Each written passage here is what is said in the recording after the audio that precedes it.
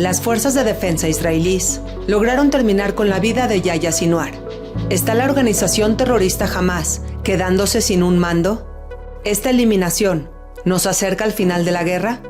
Y sobre todo, ¿el escenario que comienza realmente representa una nueva esperanza para todos los rehenes que aún están secuestrados?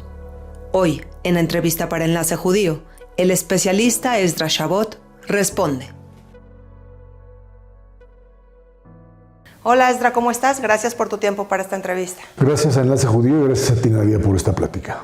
Bueno, pues Esdras, Yahya Sinwar fue eliminado por parte del ejército israelí y la pregunta entonces que sigue es, ¿qué viene a continuación? ¿Hay una nueva esperanza de liberación para los rehenes? Esa es la primera pregunta. Creo que el tema de los rehenes es bastante más complicado, fundamentalmente por el hecho de que la eliminación de Yahya Sinwar lleva por lo pronto a crear un vacío de poder dentro de lo que sería el equipo operativo de Hamas en Gaza, los que realmente gobiernan, se puede llamar así, los que tienen el control, los que dan las órdenes, porque básicamente ahorita están en el proceso de decir, ¿y ahora quién sigue? Este tipo de negociaciones sobre rehenes, propio Hamas declara que acepta que fue muerto Sinwar, cosa que al principio lo negaban, pero dicen que no van a entregar, o el vocero dice que no va a entregar a los rehenes hasta en tanto la guerra no termine e Israel no se retire. Entonces, bueno, este es el punto central de la primera negociación. El problema es con quién negocias. La negociación se sale de Gaza porque no hay liderazgo. Se supone que el posible líder sería el hermano de Yahya Sinwar, Mohamed Sinwar, aunque hay otros todavía ahí dando o queriendo establecer, digamos, un cierto control. La verdad es que muchos de ellos lo que dicen es que no me toque a mí porque yo sé que yo soy el siguiente en ser eliminado. Pero esta idea de control político que todavía ejerce Hamas en Gaza, hace que la negociación hoy se debata entre si se hace con lo que podría ser un liderazgo ahí o el liderazgo fuera, en el exterior, que es un liderazgo de alrededor de 50 personas, que es el Consejo General, y que tiene fundamentalmente la cabeza en Turquía, lo tenían en Qatar, y se fue a Turquía Khaled Mashal, que era el anterior dirigente de Hamas. Eso complica enormemente el tema de los refugiados, porque si bien es cierto que es la pieza fundamental para una negociación, también es un hecho que la manera en cómo manejaron o cómo distribuyeron a los propios refugiados, a los propios rehenes, lo que te hace es crear un problema de comunicación. No estás hablando de un grupo que tiene controlada la ubicación de cada uno de los secuestrados. Y entonces estos son o han sido distribuidos entre familias, lo que le llaman hamulas, o sea, tribus, digamos, y cada quien tiene algunos de ellos, obviamente en lugares sumamente difíciles de llegar. Hay que recordar que el propio Sinwar, suponíamos que estaba 30 metros bajo tierra, en cuevas, etcétera, terminan eliminándolo en una superficie, a la tierra, en un edificio. Entonces, hoy el hecho de que difícilmente estés cerca o donde demonios tienen a los propios secuestrados lo complica. Hay que recordar que de los 101 secuestrados, más o menos lo que se cree que todavía sobreviven son alrededor de 52 o 53, o sea, más o menos la mitad. Bueno, como dijimos, el tema de la autoridad palestina es un tema que entra en una problemática muy grande. Pero por un lado, es la única entidad existente con la que podría negociarse algo. Por otro, al público israelí, cuando uno escucha o cuando se escucha a Abbas en Naciones Unidas decir eso, o sea, dar el pésame, las condolencias por la muerte de Sinwar, uno dice, bueno, pues ¿con quién estoy negociando? ¿Qué pasa realmente? Pues que en realidad Hamas es un poder político tanto en Cisjordania, en Judea y Samaria, como en la Franja de Gaza. Y en ese sentido hay que recordar que la autoridad palestina la echaron, los mataron, los aventaron de los edificios hacia la calle en el 2007. Después, te acuerdas, en 2005 Israel se retira y en 2007 hay elecciones, las gana Hamas y a todos los señores de la autoridad palestina, de la OLP u otros grupos, los matan, los avientan de los edificios, los queman al estilo de esta barbarie que estos señores manejan. Y hoy dice uno, bueno, ¿y cómo es posible que Abbas dé las condolencias por el hombre que de una u otra manera representaba a aquellos que los eliminaron? Bueno, esa es la mentalidad en el mundo árabe musulmán. No tratemos de entenderla con parámetros occidentales. Y hoy lo que le queda claro al propio Abbas es que sin la legitimidad o sin la aceptación de Hamas, ellos no están en posibilidad de hacer absolutamente nada. Y esto es un problema muy, muy complicado. No solo para el cese de fuego, o sea, para que Israel pare los operativos en uno o en otro lado, sino que el hecho de que Sinuar ya no exista termina convirtiéndose en una oportunidad para la autoridad palestina de retomar el control. Pero primero tiene que deshacer, si es que tiene la capacidad, el control que tiene Hamas. Por eso hoy siguen calladitos, no andan festejando absolutamente nada.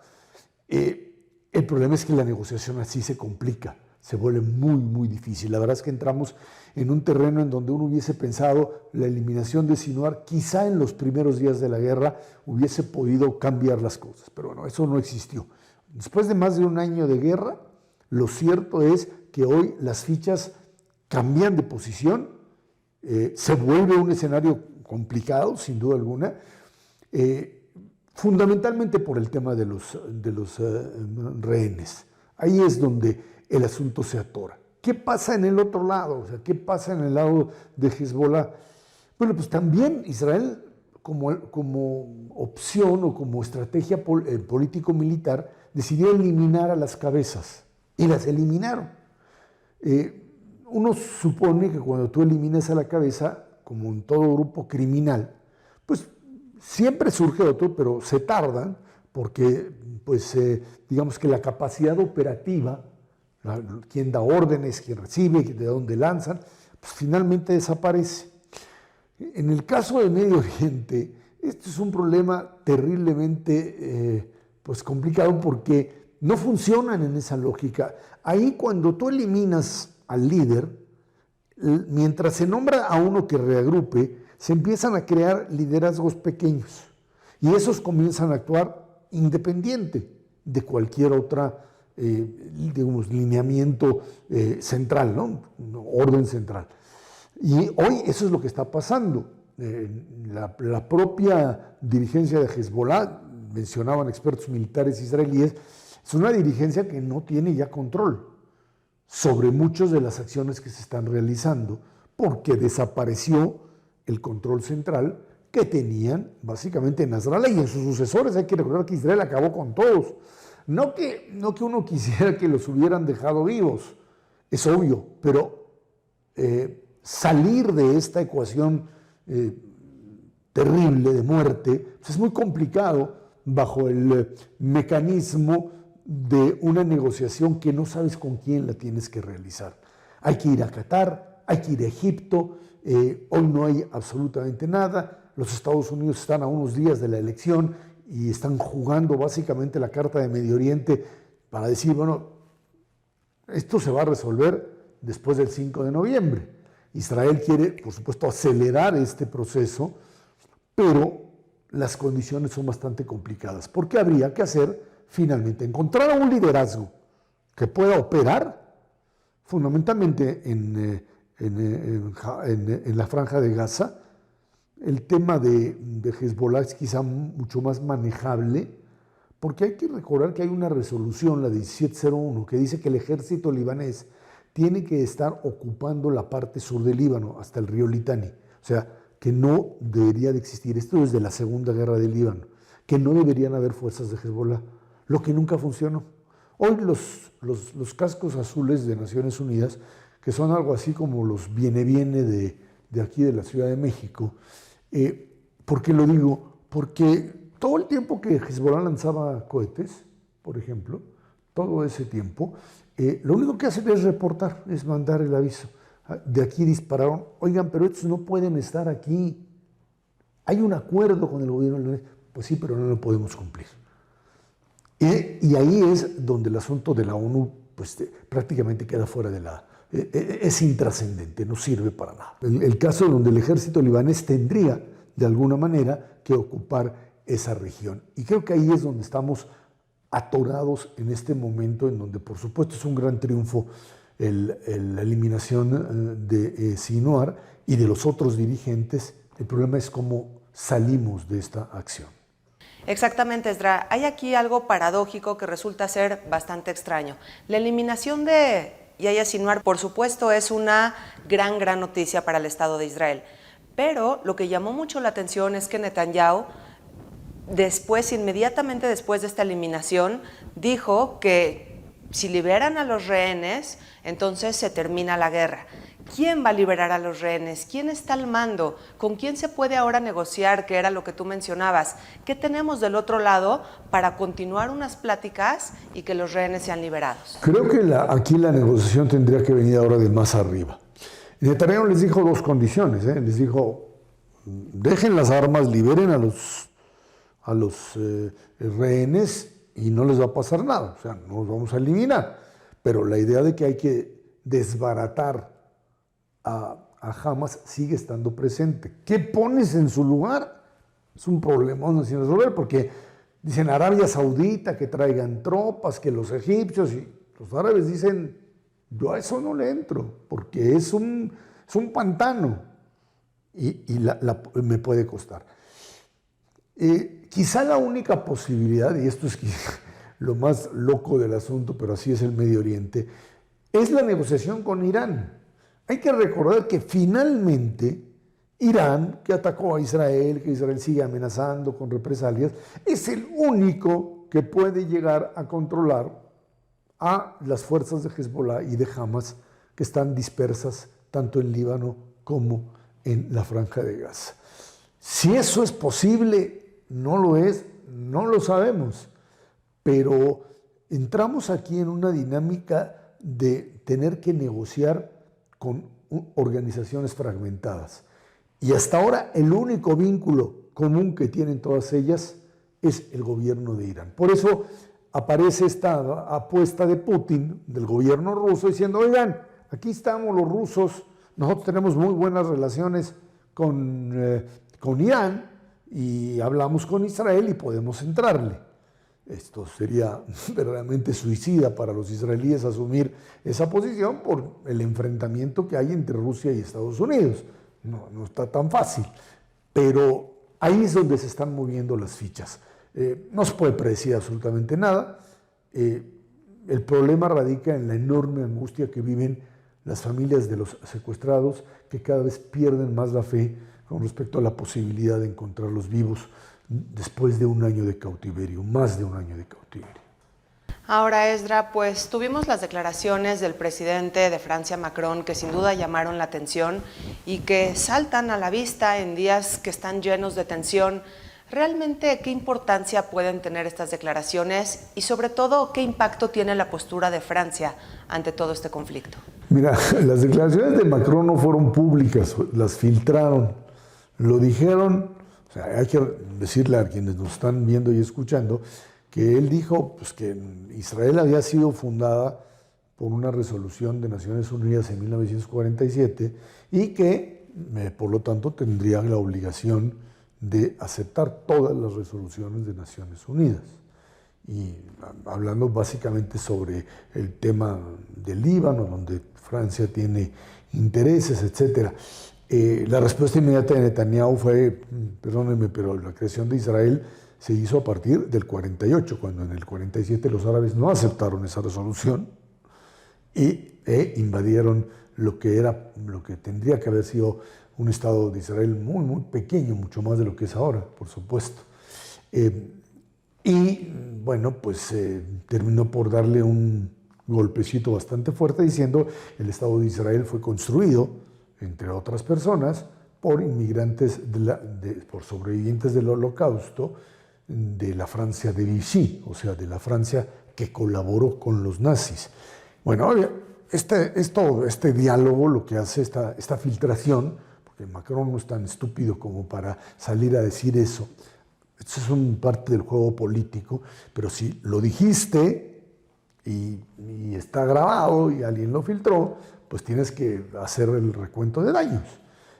Francia no puede ponerse del lado, obviamente, ni de Irán ni ninguno de esos en la Unión Europea, pero sí pierdes interlocución. Tienes que hacer lo que es una labor de sanar la herida y decir, ese no fue lo que yo quise decir, es lo que dicen los políticos. Y el elemento de Francia hoy es importante fundamentalmente por el tema Líbano, porque son los que pueden de alguna manera reforzar a un ejército libanés que lo que más quiere, un gobierno libanés muy débil, que lo que más quiere es deshacerse de Hezbollah y los iraníes. Recuerden que el Líbano, después de guerras civiles, intervenciones, invasiones israelíes, y por supuesto del propio Hezbollah e Irán, para recuperar su soberanía necesita deshacerse fundamentalmente, básicamente de los grupos vinculados a Irán. Hezbollah, incluso hay gente de Hamas ahí, etcétera, etcétera. Y para eso requiere tener un ejército donde pues, la verdad es que la mayoría de lo que serían los árabes cristianos o digamos árabes moderados, musulmanes moderados, pues la gran mayoría de ellos se fueron del Líbano, salieron, no estaban dispuestos a seguir viviendo ahí. Y bueno, pues el país se convirtió básicamente en una base militar guerrillera de alto poder como la que tiene Hezbollah. Francia tendría que ser la llave a partir de la cual el ejército libanés restablezca el control sobre la mayoría del territorio. Algo que todavía puede tardar mucho tiempo. Esdra, finalmente el ejército israelí logró terminar con Hassan Nasrallah, con Ismael Haniyeh, ahora con Yahya Sinwar. ¿Esto está realmente afectando la estructura de estas organizaciones terroristas, lo que se podría traducir en el final de la guerra? Yo no creo que se pueda anular y destruirlas por completo. No en este momento. Insisto, mientras exista un apoyo de Irán, en términos de enviar por distintos medios, enviar armas, dinero, etcétera, etcétera, y esta idea de redención, esta idea de un Medio Oriente islámico, hay que recordar que el objetivo lo dijo abiertamente en Naciones Unidas también el gobierno iraní, el representante iraní. Bueno, pues la muerte del Shahid, así del mártir, es simplemente una fase más en el camino para la eliminación del enemigo sionista. O sea, el objetivo es destruir a Israel, porque no le conceden al mundo judío la posibilidad de un Estado en esa región. Entonces, creo que solo una mayor presión sobre Irán puede hacer que estos grupos se vayan debilitando y que se pueda avanzar en la línea, y esto es lo muy importante, en la línea que se tenía antes del 7 de octubre del 2023, que era esta alianza Estados Unidos, Israel, Arabia Saudita, Bahrein, ¿sí? Marruecos, etcétera, en esta idea de decir, bueno, aquí hay un bloque que tiene un interés común, que el fundamentalismo islámico chiita no gobierne la zona, que fue lo que pues, obviamente se detuvo después del 7 de octubre del 23. Y creo que en ese sentido, esta es sería la forma de alguna manera avanzar hacia una solución negociada que hoy obviamente no se ve, que hay que reconstruir de cero prácticamente. No hay confianza en ninguna de las partes, nadie le cree a nadie, nadie está hoy en posibilidad de hablar de una negociación como Rabin la hizo con Arafat en su momento. Esto se vino totalmente para atrás por muchos factores que no tenemos aquí el espacio para hacerlo, pero que sí nos dicen claramente que una salida con el mundo árabe es viable siempre y cuando el mundo moderado, el mundo prooccidental, el mundo, digamos, que está dispuesto finalmente aceptar un Estado judío en la zona sea el que prevalezca y no el otro, el de estos criminales realmente, de estos grupos totalitarios dispuestos a exterminar a diestra y siniestra a aquel que no sea parte de su propio grupo. Esdra, pues ojalá que en esta próxima entrevista que te haré el siguiente mes estemos en un escenario mejor, más pacífico, y lo que estamos pidiendo muchísimo, en gran medida, es ya la liberación de los rehenes que seguramente han estado viviendo un verdadero infierno por todo este año. Gracias, Esdra, por tu tiempo. Gracias a ti, Nadia, y gracias a Enlace Judío por esta entrevista. Hasta la próxima.